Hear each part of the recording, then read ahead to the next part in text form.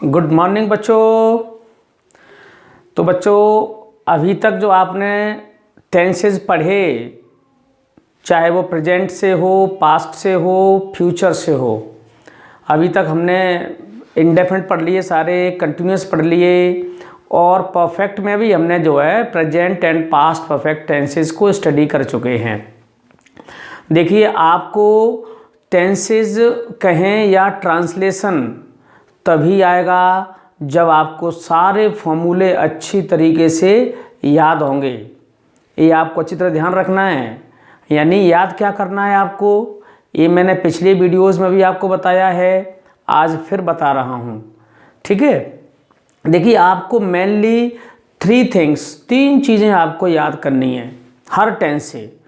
एक तो उसकी आपको आइडेंटिटी याद करनी है, इसकी पहचान क्या है, और उसके बाद ये याद करना है कि इस टेंस में या कह दें इस पहचान के साथ कौन सी हेल्पिंग वर्ब यूज होगी और मेन वर्ब यानी प्रिंसिपल वर्ब की कौन सी फॉर्म यूज होगी।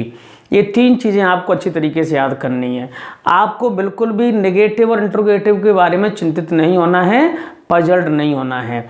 उनके बारे में आपको पहले ही बता चुका हूँ कि अगर सेंटेंस नेगेटिव है यानी नॉट आता है तो हम नॉट हमेशा हेल्पिंग वर्ब के बाद यूज करते हैं, चाहे वो सेंटेंस किसी भी टेंस से हो और किसी भी फॉर्म में हो, चाहे वो एक्टिव फॉर्म में हो चाहे वो पैसिव फॉर्म में हो। इसी तरीके से जब सेंटेंस हमारा क्या से स्टार्ट होता है हिंदी में, तो उसे हम हेल्पिंग वर्ब से स्टार्ट करते हैं। आई मीन टू से हम हेल्पिंग वर्ब को सब्जेक्ट से भी पहले यूज करते हैं। बीच में अगर कोई क्वेश्चन वर्ड आता है तो हम उसको हेल्पिंग वर्ब से भी पहले यूज करते हैं, WH वर्ड। ठीक है, WH वर्ड्स के बारे में पूरा मैं आपको बताऊंगा। इस टेंसेस जैसे कंप्लीट होंगे मैं आपको उसके बारे में बताऊंगा। क्वेश्चंस पूछना, कैसे हम किसी से क्वेश्चन पूछें और अगर हमसे किसी ने क्वेश्चन पूछा तो हम उसका आंसर या उसका जवाब कैसे दें, ये मैं आपको बाद में बताऊंगा। पहले सारे टेंसेस पढ़ लें। तो आपको टेंसेस में मेनली 3 थिंग्स अच्छी तरह से याद करनी है। पहचान क्या है और किस पहचान के साथ कौन सी हेल्पिंग वर्ब और कौन सी मेन वर्ब की फॉर्म यूज हो रही है, ये आपको बिल्कुल अच्छी तरह से, जब तक आपको चीज़ें याद नहीं होंगी तो आप बिल्कुल मत सोचिएगा कि आपको टेंसेस अच्छी तरह से आ जाएंगे और आप किसी भी सेंटेंस को ट्रांसलेट कर पाएंगे। ये आप बिल्कुल भी दिमाग से बाहर निकाल दीजिए। सबसे पहले इसलिए आपको ये चीज़ें याद कर लेनी है। ठीक है, और तरीके मैं आपको पिछले सारे वीडियोज़ में बताता आ रहा हूँ। जैसे पिछले वीडियो में बताया मैंने कि हम सबसे पहले सेंटेंस को पहचानें कि ये किस टेंस से है। आपको तुरंत पहचान लेंगे, मालूम चल जाएगा, आपका दिमाग तुरंत आपको अंदर से आपको आवाज़ आएगी कि जिस टेंस का है तो इसके साथ हम ये हेल्पिंग वर्ब मेन वर्ब की फॉर्म यूज़ करेंगे। उसके बाद आपको सेकंड जो एक्शन करना होता है वो होता है सेंटेंस में से सब्जेक्ट, वर्ब और ऑब्जेक्ट को सॉर्ट आउट करना, छांटना और फिर उन्हें सही जगह पर फॉर्मूले के हिसाब से उनको अपन यूज़ कर देते हैं। ठीक है, चलिए तो आज हम इसमें फ्यूचर परफेक्ट टेंस को स्टडी करते हैं। इसका यूज किन एक्शंस को बताने के लिए करते हैं। इसका यानी फ्यूचर परफेक्ट टेंस का यूज हम ऐसे एक्शंस को बताने के लिए करते हैं जो फ्यूचर में यानी भविष्य में किसी निर्धारित समय तक जो कार्य पूरा हो चुका होगा उन्हें बताने के लिए हम future perfect tense I mean to say हम विल हैव या शैल हैव का यूज करते हैं। ठीक है ना, आप ध्यान रखिएगा अच्छी तरीके से। विल और शैल जो मॉडल वर्ब हैं इनका यूज हम सिर्फ फ्यूचर एक्शंस यानी फ्यूचर में होने वाले एक्शंस को बताने के लिए करते हैं, पास्ट के नहीं, ना ही प्रेजेंट के। ये आपको अच्छे से ध्यान रखना है। इसमें आपको मैं और भी बड़ी इंटरेस्टिंग इसके बारे में इंटरेस्टिंग थिंग्स आपको बताऊंगा। क्या क्या इंटरेस्टिंग थिंग्स हैं, पहले हम इसको सिंपली समझ लें। तो देखिए सेंटेंस हमारा जैसे इसमें आ गया आपका सब्जेक्ट्स में विल शैल हैव यानी विल हैव शैल हैव हम हेल्प वर्ब यूज करेंगे। उसके बाद वर्ब की थर्ड फॉर्म ऑब्जेक्ट और जो एडवर्ब के हैं या अदर वर्ड्स के हैं वो हमारे बाद में यूज हो जाते हैं। ठीक बच्चों, अब देखिए अगर नहीं आता है, नॉट नेगेटिव आता है तो नॉट कहाँ लगाएंगे, विल या शैल जो भी लगाएंगे उसके बाद नॉट। शुरू में क्या आ जाएगा तो विल या शैल को हम आगे ले आएंगे। कोई question word and WH family से कोई वर्ड अगर आता है तो उसको अपन बीच में से उठा करके सबसे पहले उसको ही हम यूज़ करते हैं, उसी से हम सेंटेंस को स्टार्ट करते हैं। ठीक है, तो ये आप इसको देखा आपने अच्छी तरीके से कि फ्यूचर परफेक्ट में हम क्या हेल्पिंग वर्ब कौन सी मेन वर्ब यूज़ करते हैं। लेकिन आप एक ध्यान रखिएगा अच्छी तरीके से और इस बात को अच्छी तरीके से सुनिएगा कि ये चुका होगा या होगा, ई होगी, ए होंगे, जो आइडेंटिटी हमारी फ्यूचर परफेक्ट की है, ये बिल्कुल भी हमेशा ज़रूरी नहीं है, आवश्यक नहीं है, इनेविटेबल नहीं है कि वो सेंटेंस जिसमें ये आइडेंटिटी आ रही हो वो फ्यूचर परफेक्ट का ही हो। ऐसा भी हो सकता है कि इन आइडेंटिटी के साथ एक्शन हमारा जो है पास्ट का बताया गया हो, तो फिर हम उसमें क्या वर्ब यूज़ करेंगे, ये मैं आपको इसके बारे में बता रहा हूँ। ठीक है, आप सुन लीजिए अच्छी तरीके से। यानी चुका होगा, लिया होगा, दिया होगा, जो पहचान है वो सिर्फ फ्यूचर परफेक्ट में नहीं आती है, वो हमारी पास्ट में भी आ जाती है। अगर ये पहचान पास्ट में आती है और उस पहचान के साथ सेंटेंस में जो जरूर लग के आता है, आवश्यक लग के आता है या पक्का लग करके आता है, तो हम वहाँ विल हैव या शैल हैव की जगह पर मस्ट हैव हेल्पिंग वर्ब का यूज करेंगे। बाकी सेंटेंस जैसे है वैसे ही बना रहेगा।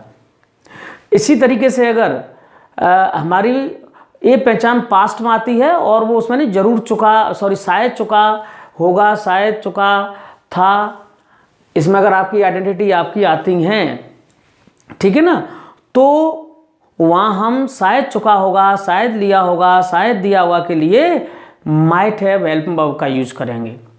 और यदि सिर्फ चुका होगा यही सेम आइडेंटिटी आती है और एक्शन अगर हमारा पास्ट का होता है, तो फिर हम ध्यान रखिएगा वहाँ विल हैव शैल हैव का यूज नहीं कर सकते, वहाँ हम मस्ट हैव माइट हैव का भी यूज नहीं कर सकते। वहाँ पर हम विल और शैल का जो पास्ट फॉर्म होता है वुड, तो यानी वहाँ पर हम वुड हैव का यूज करेंगे। इनके फॉर्मूले भी मैं आपको यहाँ लिखा देता हूँ, जिससे आप इसके बाद एक स्क्रीनशॉट ले लीजिएगा और जिससे कि आपको अच्छी तरह से पता रहेगा। देखिए ये आइडेंटिटी, इसमें हम नंबर, इसमें 1 आ गया, इसमें 2 लेते हैं, subject plus must have plus V3 plus object, ये आपके अदरवर्ड्स तो बाद में आ ही जाते हैं जो भी हैं। देखिए इसकी आइडेंटिटी आपकी हो जाएगी जरूर, या हम कहें पक्का, या कहें अवश्य चुका होगा, चुका होगा, कॉमा या होगा, कॉमा ई होगी, ठीक है ना। यानी जरूर पक्का अवश्य चुका होगा, जरूर पक्का अवश्य या होगा, ई होगी। ये अगर हमारी आइडेंटिटी आती है सेंटेंस में, तो हम उसमें विल हैव शैल हैव के बजाय क्या ऑक्सिलरी वर्ब यूज करेंगे, हम मस्ट हैव यूज करेंगे। और ये हमारा जो है हमारा फिर ये पास्ट में चला जाता है, फिर ये हमारा प्रेजेंट या फ्यूचर में नहीं होगा। इस तरह से अगला है हमारा इसमें subject plus might have plus V3 plus object और इसके बाद भी अदर वर्ड्स। इसमें आपका पहचान वही होगी शायद चुका होगा, एक काफ़ी आप समझ लेंगे, शायद चुका होगा, शायद या होगा, शायद ई होगी, शायद ये होंगे, कोई भी आ जाए। और ये भी हमारा जो है पास्ट में चला जाएगा, ये भी हमारा फ्यूचर में नहीं रहेगा, ठीक है। अगला है इसमें आपका subject plus would have plus V3 plus आपका ऑब्जेक्ट और आपके वही आ जाएंगे अदर वर्ड्स। इसमें आपकी पहचान सेम वही होगी जो फ्यूचर में आई आपकी, यानी चुका होगा, या होगा, ई होगी, ए होंगे, सारी आइडेंटिटी आ जाएगी, लेकिन ए भी हमारा पास्ट में होगा। क्लियर। तो आप ये अच्छी तरीके से समझ लीजिए कि चुका होगा, या होगा, ई होगी, जो आइडेंटिटी है वो सिर्फ फ्यूचर में ही नहीं आती, वो पास्ट में भी आती है। और पास्ट में ये आइडेंटिटी आने पर जरूर चुका होगा, पक्का चुका होगा के साथ हम must have help verb use करेंगे, बाकी सब ठीक वैसे ही रहेगा। और अगर हमारा शायद चुका होगा, शायद या होगा, ई होगी आएगा, तो माइट हैव यूज करेंगे, बाकी सब ज्यों का त्यों रहेगा। और अगर शायद चुका नहीं आता है, शायद जरूर नहीं आता है, चुका होगा, या होगा, जो फ्यूचर की आइडेंटिटी है सेम वही आती है, तो वहाँ हम अगर वो पास्ट में है तो हम विल शैल की बजाय वुड हैव यूज करेंगे, क्योंकि वुड हमारा इनका विल शैल दोनों का ही हमारा पास्ट फॉर्म होता है। अब आपके अंदर एक क्वेश्चन अराइज हो रहा होगा, एक क्वेश्चन आपको पिंच करने लगा होगा कि sir how can be identify whether the sentence is in past form और इन फ्यूचर फॉर्म। यानी आपको ये दिमाग में एक थोड़ी सी पिंच होने लगी होगी कि सर ये सेंटेंस हम कैसे पहचानेंगे। आइडेंटिटी जब सेम है तो हम कैसे पहचाने कि ये फ्यूचर परफेक्ट यानी विल शैल हैव के साथ बनाएं और या ऐसे अपन जो है वुड हैव के साथ बनाएं। चलिए हाँ, आप जो समझ जाएंगे जरूर चुका होगा आ गया तो आप मस्ट हैव लगा देंगे, शायद चुका आ गया तो आप माइट हैव लगा देंगे। लेकिन अगर चुका होगा, लिया होगा, दिया होगा, आइडेंटिटी आ गई तो ये फ्यूचर में भी हो सकती है और पास्ट में भी हो सकती है। तो कैसे आप पता करेंगे, तो ये आप अच्छी तरह समझ लें। मैं आपको एग्जांपल बता रहा हूँ, ये आप देख लीजिए इस चीज़ को, ठीक है। जैसे मैंने यहाँ लिखा वह 2022 तक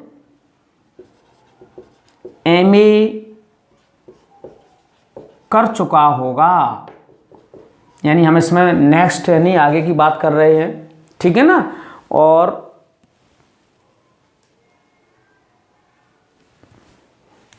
आगे की बात कर रहे हैं और इसमें हम क्या बनाएंगे इसको, ही विल हैव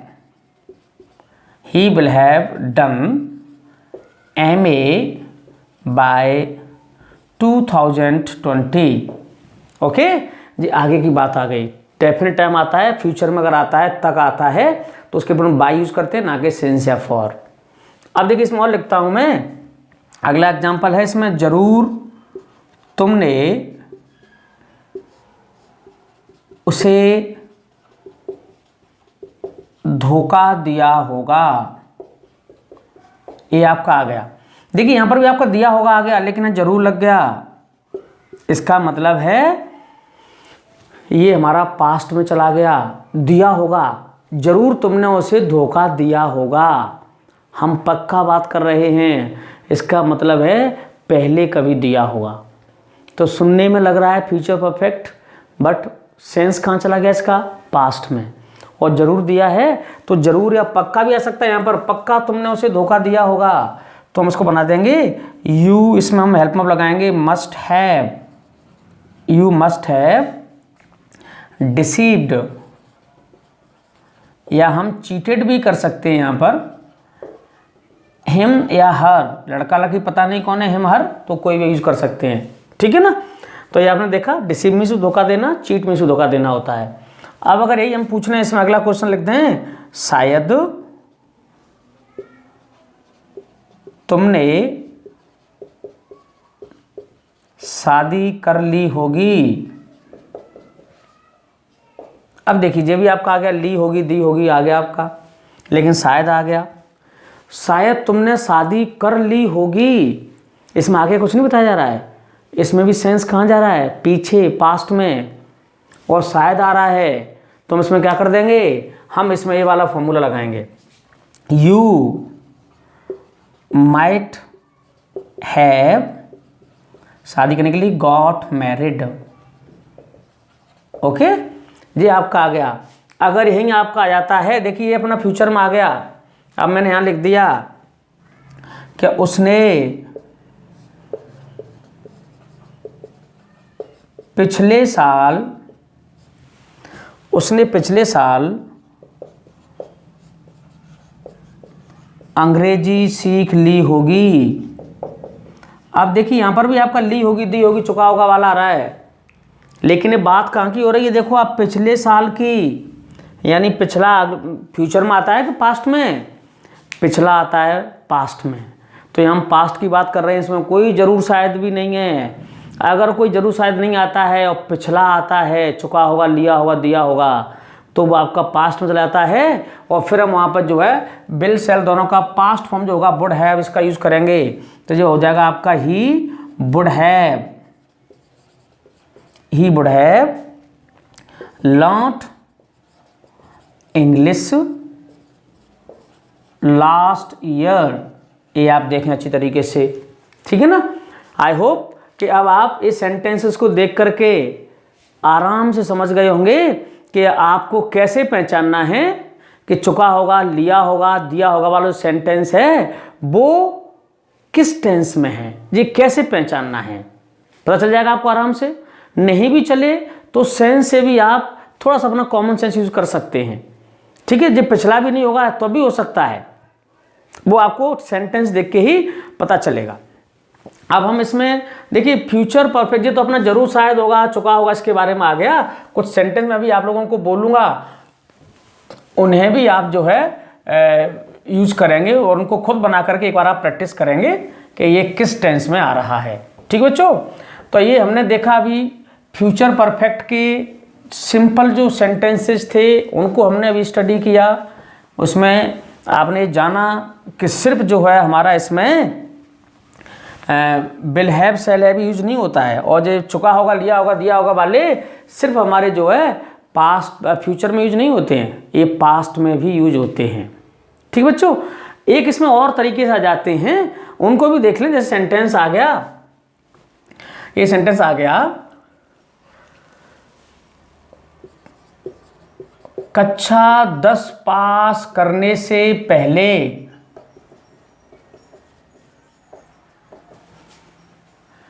उसने अंग्रेजी सीख ली होगी। ये इस तरह के सेंटेंसेस मैंने आपको पास्ट परफेक्ट में भी बताए थे, और वहाँ मैंने आपको बताया था कि जब पहले बाद ऐसे सेंटेंस कंजक्शन से दो अगर सेंटेंस जुड़ के आते हैं और वो दोनों अगर पास्ट में दिए हैं तो उनमें से पहले होने वाले एक्शंस को हम पास्ट परफेक्ट में बनाते हैं और बाद में होने वाले एक्शन को अपन पास्ट इंडेफिनिट में बनाते हैं। वो एग्जाम्पल मैंने आपको बताए थे, सेम वैसा एग्जाम्पल आपको यहाँ मिल रहा है। कक्षा 10 पास करने से पहले उसने अंग्रेजी सीख ली होगी। यहाँ पर भी हम क्या करेंगे, जो काम पहले हो चुका होगा उसे हम फ्यूचर परफेक्ट में बनाते हैं, और जो काम बाद में होता है उसे हम सिंपल प्रेजेंट में बताते हैं। ठीक है, ऐसे भी सेंटेंस बनते हैं। तो इसको अपन बनाएंगे, तो मैंने आपको वहाँ भी बताया था, वही सेम फॉर्मूला आपको यहाँ अप्लाई करना है। हम क्या करेंगे, हम पीछे से स्टार्ट करेंगे। तो पहले ही उसने अंग्रेजी सीख ली होगी, ये उसने पहले किया, कक्षा 10 उसने बाद में पास किया। इट मीन्स इसको बनाएंगे फ्यूचर परफेक्ट में और इसको बनाएंगे प्रेजेंट इंडेफिनिट में। लेकिन हम स्टार्टिंग पहले बाद आता है तो हम यहीं से स्टार्ट करेंगे। ठीक है, तो हम यहाँ लिखेंगे, इसको बनाएंगे कैसे, ही will have learnt English before he passes class 10th exam. Okay, जो आपने देखा, ऐसे अगर और भी कोई सेंटेंस आ जाते हैं तो आप दोनों को जो है देख लेंगे। इसमें जो पहले एक्शन होता है उसको फ्यूचर परफेक्ट में, बाद में होता है उसको अपन सिंपल प्रेजेंट में बनाते हैं। ठीक है बच्चों, ये आपका बन गया। इसको लेकिन आप देख लें पीछे से आगे ला करके, आगे से पीछे ले जाकर, जैसे हमने पास्ट परफेक्ट में किया था सेम उसी तरीके से हम इनको ही बना सकते हैं। अच्छा, ये ऐसे क्वेश्चंस आपके कॉम्पिटिटिव एग्जाम्स में मिल सकते हैं। देखिए, ये जो आपको ट्रांसलेशन पढ़ा रहा हूँ इसका मेरा एक ही मोटिव है कि आपका ट्रांसलेशन पावर थोड़ा ठीक से हो जाए। और जब आपका ट्रांसलेशन पावर ठीक हो जाएगा, जब आप ट्रांसलेट को ठीक करने लग जाएंगे, सेंटेंस को ट्रांसलेट करने लग जाएंगे, उसके बाद अपने आप रियलाइज़ करेंगे कि इंग्लिश आपके लिए कितनी आसान हो गई। पहले आप इंग्लिश के बारे में क्या सोचते थे, कितना डरते थे, और अब इंग्लिश आपको कितनी अच्छी लगने लगी। जब भी आपके पास खाली समय होता है तो आप इंग्लिश को उसको दे देते हैं, इंग्लिश में करने लग जाते हैं। ये तभी होगा जब आपका इंटरेस्ट जागेगा आपके अंदर, और इंटरेस्ट तभी जागेगा जब आपका ट्रांसलेशन पावर अच्छा होगा। फिर बाकी ग्रामर भी आपके लिए बड़ी आसान होती चली जाएगी, कोई प्रॉब्लम आने वाली नहीं होगी। ठीक है, तो ये मैंने आपको ऐसे दो सेंटेंस जोड़ के आते हैं तो उनको किस में बनाते हैं ये भी देखा आपने, और ये भी देख लेंगे अगर बिफोर आफ्टर ऐसे आता है तो इनके जो पहले आ रहा है वो फ्यूचर परफेक्ट में है, बाद में हमारा सिंपल प्रेजेंटम बनता है। ठीक बच्चों, तो ये हमारा जो है फ्यूचर परफेक्ट टेंस कंप्लीट हो गया है। इनके पैसिव हम और स्टडी करेंगे, लेकिन अभी नहीं, पहले एक्टिव पूरा स्टडी कर लें, बाद में एक साथ हम पैसिव स्टडी करेंगे। देखिए, आप अगर अपने ट्रांसलेशन को ठीक करना चाहते हैं, बाकी ठीक करना चाहते हैं, तो इन सारे वीडियोस को 1 बाय 1 अच्छे से स्टडी करें, अच्छे से इनको वॉच करें, देखें, समझें, और मैं आपको इस बात का पूरा भरोसा दिला सकता हूँ कि इन्हें अच्छी तरह से पढ़ने के बाद आप अपने आप फील करने लग जाएंगे, खुद से महसूस करने लग जाएंगे कि अब हमारा ट्रांसलेशन पावर काफ़ी इम्प्रूव हो गया है। Now I can translate. और जब ट्रांसलेट पावर का अच्छा होगा ना, तो फिर आपको स्पीकिंग, जब आप इंग्लिश में बोलना चाहेंगे, किसी को सुनना समझना चाहेंगे, तो वहाँ भी आपके सामने कोई प्रॉब्लम नहीं आएगी। Is that clear? चलिए, आज इस क्लास में इतना ही काफ़ी है। ओके बच्चों, चलिए, thank you for being with me today. Okay.